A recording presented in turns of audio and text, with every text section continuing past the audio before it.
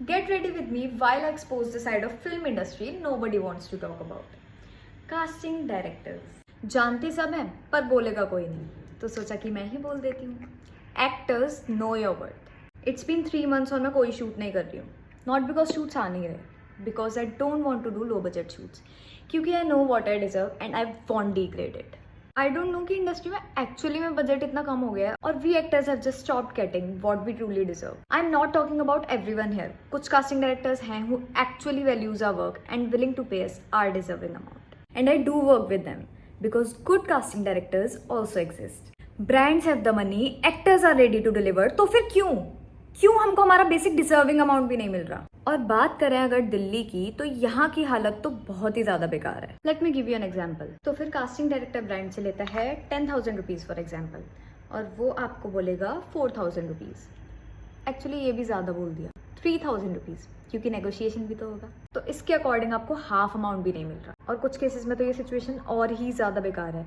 I guess इतना भी नहीं बोलते वो लोग. पता है ऐसा क्यों होता है? Now I am going to tell you the worst part. जब उतने ही बजट में, आई गेस उससे भी कम बजट में, कोई और मॉडल या एक्टर काम करने के लिए रेडी हो जाता है. Girl, know your worth.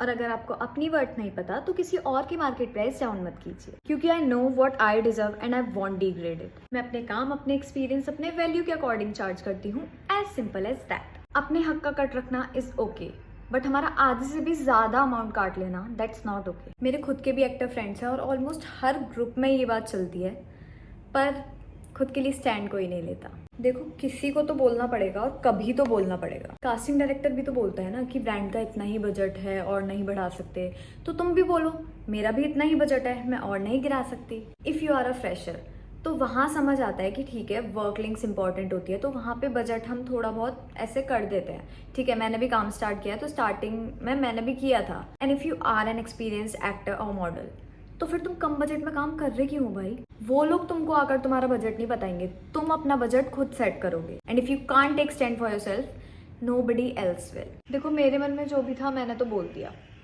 It's your turn now to take stand for yourself. Good luck.